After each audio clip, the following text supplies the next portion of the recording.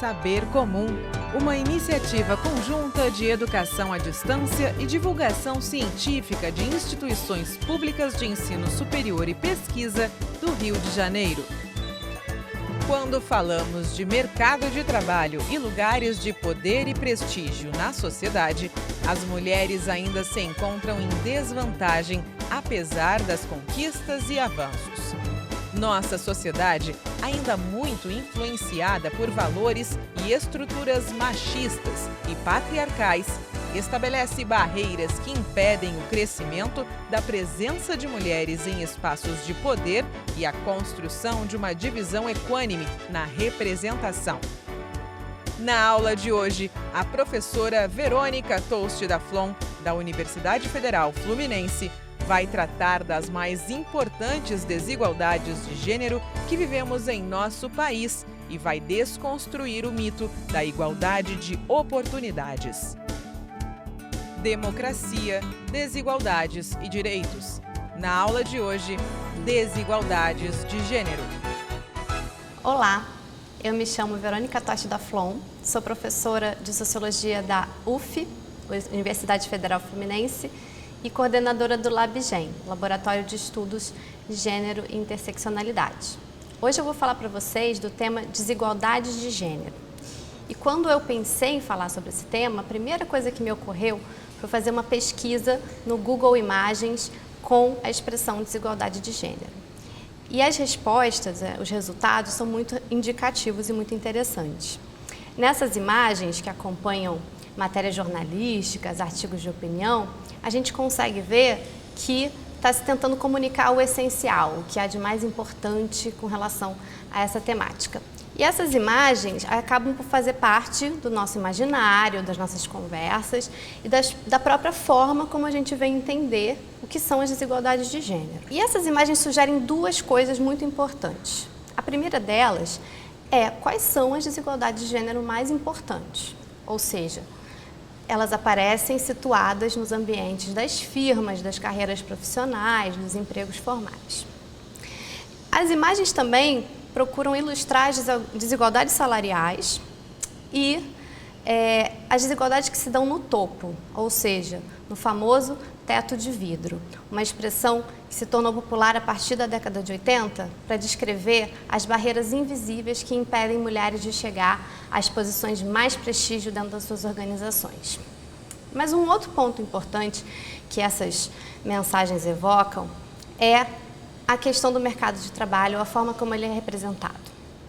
Nessas imagens nós podemos ver a metáfora da corrida, da subida, da escada.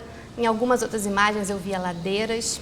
E a ideia é retratar o mercado como um ambiente de competição justo, baseado em desempenho, em que os bons corredores atingem as melhores posições. Quando se trata de gênero, então, a corrida só se torna injusta, de acordo com essas representações, porque existem barreiras, obstáculos, porque os outros competidores estão trapaceando, ou até mesmo porque as mulheres estão competindo a partir de um ponto de partida desprivilegiado. Então, o que eu acho mais importante de reter dessas representações é a ideia de que o mercado ele é um ente neutro, justo, impessoal, mas que tem uma fonte de anomalias que distorce os seus resultados. E essa fonte são os indivíduos. Para que a corrida seja de fato justa, essas imagens indicam que a mulher precisa se capacitar mais e os homens precisam trapacear menos. Essa visão é uma visão individualista, que não enxerga o mercado como aquilo que nós sociólogos vemos que ele é. Ele é uma teia, uma rede complexa de relações sociais e não um conjunto de indivíduos. E nomear um problema já implica sugerir uma solução específica para ele. Então, se o problema das desigualdades de gênero são os indivíduos, as soluções também devem ser individuais. Eu não quero aqui criticar iniciativas que eu acho que são muito louváveis de tentar mudar culturas organizacionais por meio de estratégias de sensibilização, de treinamento. Essas medidas, essas ações são cada vez mais comuns. O que acontece é que quando a gente resume tudo a tentar gerar mudanças comportamentais ou subjetivas, a gente perde uma parte fundamental do problema. Eu evoco aqui alguns termos que hoje são muito comuns entre nós: desconstrução, empoderamento, conscientização sobre privilégios. Essas são palavras, são termos que circulam muito nos ambientes corporativos e nas redes sociais. E eu quero mostrar por que essa abordagem tem limite. Então, nós estamos aqui diante da premissa errada de que todas as injustiças e todas as desigualdades acontecem na mente das pessoas ou por causa do mau comportamento delas. Então, segundo a metáfora da corrida, o desempenho no mercado é uma questão individual. E nesse mesmo sentido, o problema da desigualdade também é simplesmente uma questão de superação pessoal. Evidente que as violências, o mau comportamento, o tratamento discriminatório chamam muito a nossa atenção e nos revoltam e nos deixam ultrajados, porque eles de fato são injustos e flagrantemente absurdos. Mas isso não deve nos cegar para outros mecanismos que produzem as desigualdades. Mecanismos esses que são tão mais poderosos porque são invisíveis. O problema é que gênero e outras desigualdades, como a desigualdade de raça, por exemplo, estão profundamente imbricados nas estruturas das organizações. Então, o primeiro erro a ser desfeito é o seguinte: a ideia de que o mercado é um ente impessoal, que precisa de intervenções pequenas e pontuais. Como nós vamos ver, as desigualdades de gênero e raça estão profundamente cravadas na nossa ordem econômica. Por isso, mercados e organizações são profundamente modelados por essas desigualdades e costumam resolver problemas do dia a dia contando com as desigualdades. O segundo equívoco é a ideia de que a estrutura de oportunidades e as desigualdades de uma sociedade podem ser representadas numa linha reta, ou seja, de acordo com a metáfora da corrida de obstáculos. Essa ideia reforça novamente a noção de que o mercado é impessoal e de que a mobilidade social ela é livre para cima e para baixo. Então, há fluxos ascendentes, fluxos descendentes. Essa representação da estrutura de oportunidades de uma sociedade ela é muito comum. Ela é visual. Nós vemos vários gráficos também que trazem essa noção de desigualdade. E o problema de tratar as desigualdades dessa maneira é que se a gente entende o mercado como uma competição livre, a gente acaba por naturalizar as desigualdades, porque a gente presume que os resultados expressam a superioridade de quem chega mais alto. Então, a estrutura das desigualdades numa sociedade é dada como um dado natural. E a gente deixa, então, de fazer perguntas cruciais. Como as próprias profissões passam a existir? Por que elas são marcadas por gênero, raça, migração e outros eixos de desigualdade? Qual a relação de interdependência entre as profissões, as ocupações e as tarefas que a gente realiza numa sociedade? Por que existem ocupações consideradas femininas e outras masculinas? Por que existem desigualdades raciais no mercado de trabalho? E para falar dessas coisas, eu vou me apoiar em dois sociólogos muito interessantes, a Joan Acker e o Charles Tiller. A Acker, ela nos fala sobre como as desigualdades de gênero, raça e classe atravessam as organizações de uma maneira fundamental, inclusive ajudam no funcionamento diário das organizações tal como elas se constituem hoje. E o Charles Tiller, ele chama atenção, entre várias outras coisas, para a importância da gente olhar para questões relacionadas a redes de relações sociais, a distribuição de recursos e poder numa sociedade e a sua influência na produção de desigualdades, como as desigualdades de raça, gênero e outras. Então, aqui com a Joan Acker, a gente vai falar de algo que ela chama de desigualdades organizacionais. Então, as sociedades industriais, elas introduziram uma novidade, a separação entre o espaço físico do lar e o espaço do trabalho. É claro que as experiências de trabalhadores e trabalhadoras sempre variaram muito, os trabalhadores agrícolas, os trabalhadores de classe baixa, em que as mulheres sempre estiveram empregadas em posições de serviço, mas o tipo que se tornou modelar para o mercado de trabalho foi o tipo masculino. Na classe média, o local de trabalho se tornou um espaço do homem. E foi essa experiência que se tornou a base para as normas culturais e para a própria organização do trabalho nas empresas, tal como a gente os conhece hoje. Lidando com o trabalhador masculino, os empregadores definiram organizações e rotinas de trabalho a partir desse homem como modelo. A jornada de trabalho, a dinâmica de tempo, a necessidade de deslocamento, tudo isso foi estabelecido sob a premissa de que o trabalhador é um sujeito masculino e que não tem responsabilidades para fora do local de trabalho, com família, crianças, parentes, casa e por aí vai. Então o trabalho ele se tornou um lugar generificado, isso é, marcado por gênero. Além disso, empresas, fábricas, organizações desenvolveram uma relação de verdadeira dependência com relação ao trabalho doméstico não remunerado ou remunerado de mulheres. Essa organização social do trabalho é ilustrada muito bem por um pôster de um coletivo feminista produzido na década de 70. Em vários lugares do mundo, de 1970 em diante, começaram a acontecer várias mudanças. Então, houve uma expansão da economia de serviços que passou a empregar muitas mulheres, uma entrada de mulheres massiva das classes médias no mercado de trabalho. Outros processos importantes também aconteceram, a queda dos salários dos homens, o aumento dos divórcios, o aumento da escolaridade das mulheres, queda de taxas de fecundidade, mudanças culturais. Mas o mercado de trabalho, longe de parecer uma pista de corrida, ele permaneceu profundamente estruturado por gênero. A socióloga Joan Acker, ela fala sobre como as rotinas de trabalho, a distribuição das tarefas, as formas de tomada de decisão, promoções, recompensas em firmas, são fortemente influenciadas por gênero, raça e classe. Como as mulheres têm obrigações fora do trabalho e o trabalho continua organizado sob as mesmas premissas e rotinas, isso colabora para a distribuição desigual de poder dentro das hierarquias da organização. Além disso, a entrada dessas mulheres no mercado de trabalho gerou uma série de dilemas. O que fazer com o lar e com o trabalho de cuidado com as crianças? Na Europa, por exemplo, depois da Segunda Guerra Mundial, os estados estabeleceram uma rede de proteção social, de creches, de serviços às famílias, para que as mulheres pudessem continuar no mercado de trabalho e ajudar a reconstruir economias que estavam arruinadas. Nos Estados Unidos, isso não aconteceu, muito pelo contrário. As ações dos governos foram no sentido de reconduzir as mulheres aos lares para que os homens pudessem reocupar os seus postos de trabalho. Isso resultou em uma série de movimentos, revoltas que a gente viu eclodir na década de 60.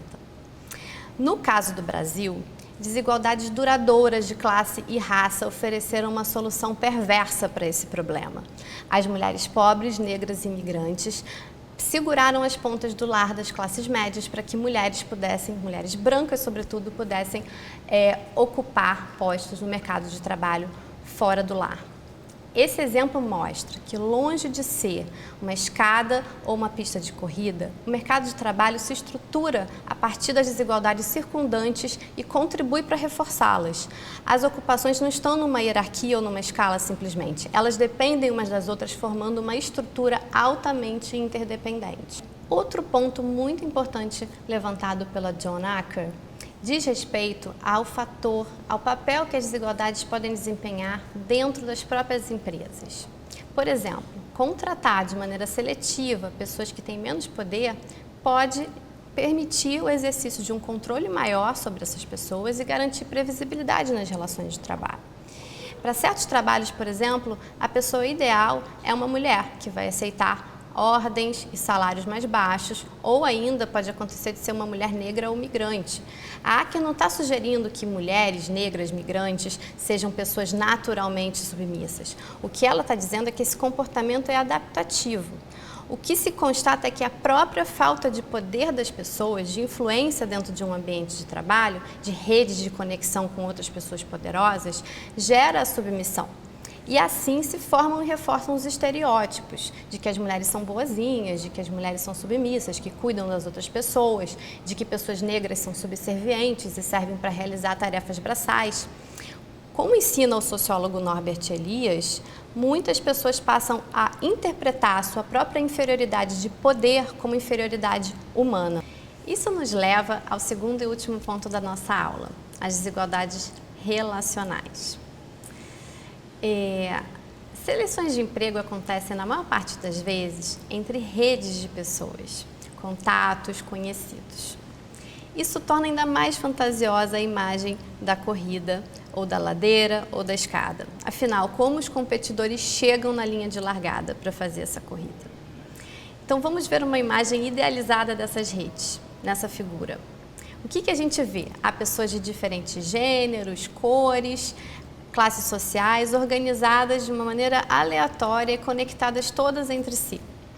A informação sobre as oportunidades de trabalho, as indicações e as referências para os empregadores, então, segundo essa imagem, fluem livremente entre as pessoas. Além disso, não há concentração de poder ou de recursos em nenhum ponto dessa rede. Agora vamos passar para essa próxima imagem. Essa figura está muito mais próxima da realidade. Numa sociedade generificada, marcada por desigualdades raciais, as redes entre pessoas são segregadas. As redes entre homens e mulheres, negros e brancos, elas são separadas. As firmas, os trabalhadores, passam oportunidades e informação sobre o trabalho para os seus amigos e seus conhecidos, para as pessoas com quem elas têm afinidade. E elas procuram fazer isso, portanto, dentro das suas redes. No caso do gênero, esse processo se inicia na infância, nas formas de socialização que se instituíram como comuns na nossa sociedade. As crianças desde cedo são estimuladas a seguir cursos diferentes, a não brincar juntas, a desenvolver interesses absolutamente diferentes e apartados. Então, meninos e meninas constituem redes diferentes que no futuro vão se converter em contatos e oportunidades. No caso de raça, a segregação de redes, em razão das desigualdades muito duráveis, desigualdades acumulativas na sociedade, posicionaram pessoas negras nas classes baixas. E essa segregação é ainda mais forte do que a de gênero. Frequentemente, essa segregação é também territorial, que pode se perpetuar por gerações. Charles Tilly nos explica como é importante observar o poder das relações e das redes na produção e sustentação das desigualdades. Quando um determinado grupo tem acesso a poder e recursos, ele tem tendência a criar redes de solidariedade e circular esses recursos e essa influência entre os seus. Para que possam sustentar a sua própria rede, garantir que vão manter acesso a esses recursos, então, se exclui aqueles que estão de fora. Essa exclusão, ela resolve problemas práticos da organização. Por exemplo, no caso de gênero, impede que as próprias rotinas de trabalho mudem em razão de demandas de mulheres. Então, lá no topo de uma hierarquia organizacional, não ter mulheres, por exemplo, ajuda a não mudar as rotinas organizacionais que penalizam aquelas mulheres que têm, por exemplo, familiares, crianças para cuidar. Na vida corporativa de uma empresa, a rotina também pode ser facilitada pelas desigualdades. Então, se as pessoas se conformam a expectativas sociais relacionadas a raça, gênero e outros marcadores, como migração, por exemplo, no seu comportamento diário, isso ajuda os gestores, os administradores a manter controle, poder, rebaixar salários. Existe uma série de vantagens, de fato, de mercado que gravitam em torno das desigualdades. E por que essas coisas acontecem? Nas firmas e empresas, o assédio e o racismo podem se tornar uma ferramenta na mão dos poderosos. Com essas atitudes, você reafirma fronteiras, estabelece lugares, exclui pessoas de redes e de oportunidades. Um exemplo clássico são os happy hours, em que homens tomam decisões sobre o destino da empresa, o destino do trabalho. As mulheres não estão presentes nesses espaços e muitas vezes o assédio sexual pode funcionar para repeli-las desses espaços de decisão. Por que essas coisas acontecem? Além, claro, das normas culturais, das atitudes individuais serem importantes, mudanças ameaçam hierarquias internas dos grupos estabelecidos. De alguma forma, aqueles que estão de fora ameaçam o poder instituído. Não porque as pessoas, mulheres, negros, etc., são pessoas melhores, mais virtuosas, inerentemente. Isso seria um essencialismo.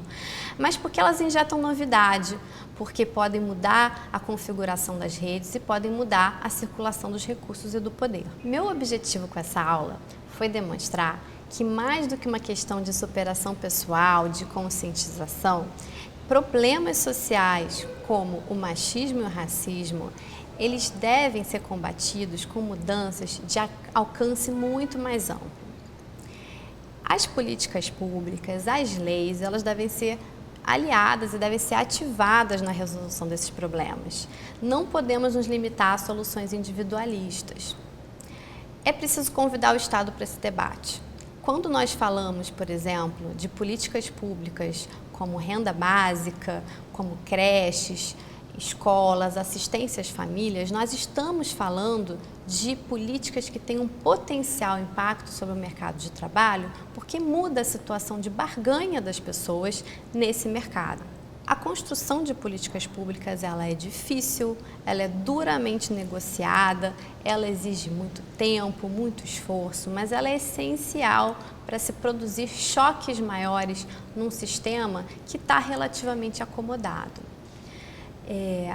A perspectiva das redes do Charles Tilley também nos mostra como é importante construir coalizões, redes, para combater as desigualdades. E uma das medidas importantes é também de segregar as redes de gênero e de raça para permitir que os ambientes profissionais se oxigenem e se modifiquem. Um grupo só consegue estigmatizar o outro com sucesso quando ele está bem garantido, bem instalado dentro de relações de poder. Obrigada por escutar essa aula. Se você quiser saber mais sobre as minhas pesquisas, você pode entrar no site do meu grupo de pesquisa, labgen.uf.br. É preciso desconstruir a ideia de que nosso mercado de trabalho opera de uma maneira neutra, impessoal e imparcial. A distribuição de tarefas, a divisão das tomadas de decisão, a manutenção ou não de privilégios, tudo isso se relaciona com maior ou menor chance de acesso a postos de trabalho. Na intenção de construir uma sociedade mais justa e igualitária, precisamos compreender e mexer em nossa complexa rede de relações sociais e de poder.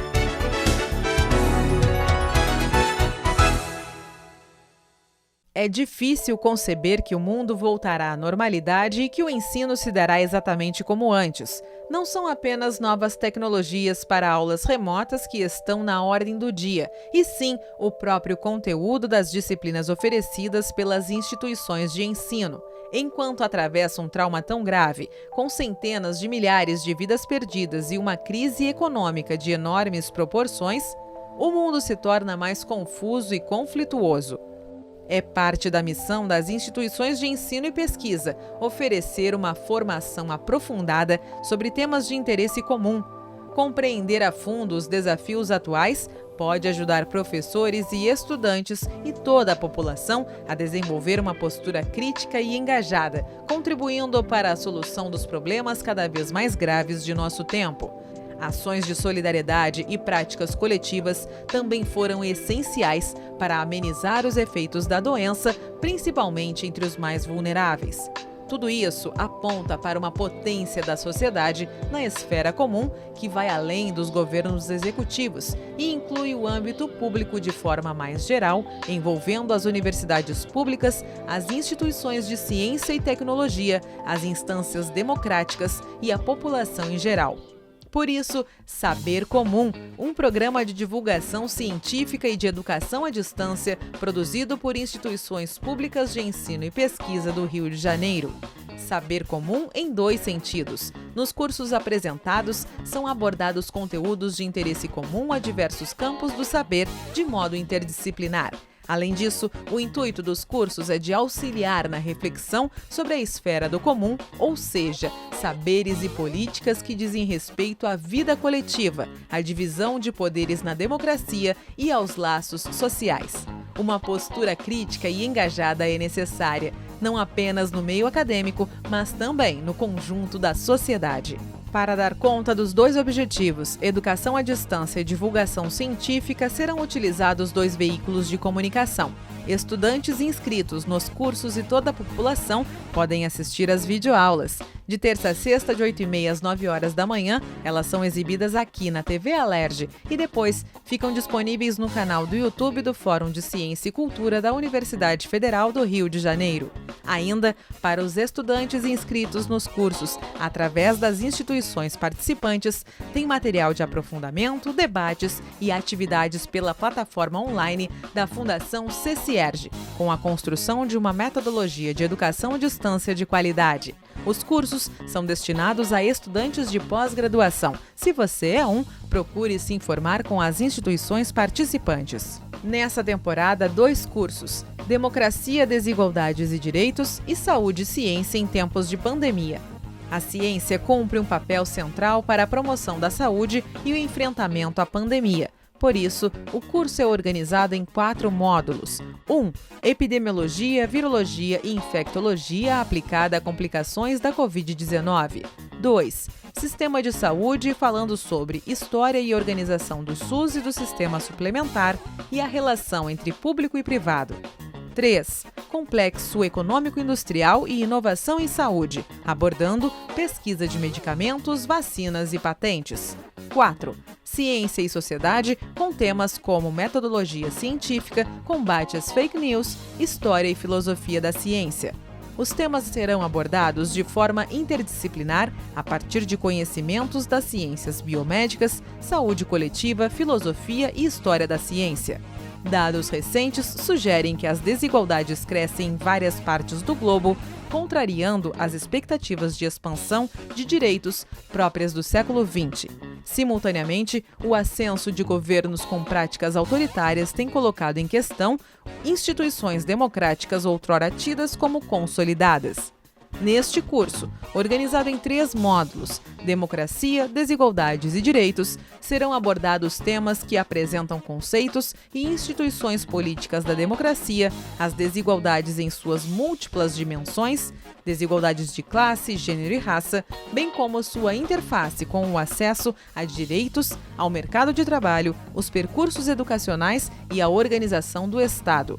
Os temas serão abordados de forma interdisciplinar a partir de conhecimento de economia, história, sociologia, antropologia, ciência política e direito. Saber comum, divulgação científica e educação à distância para o interesse comum.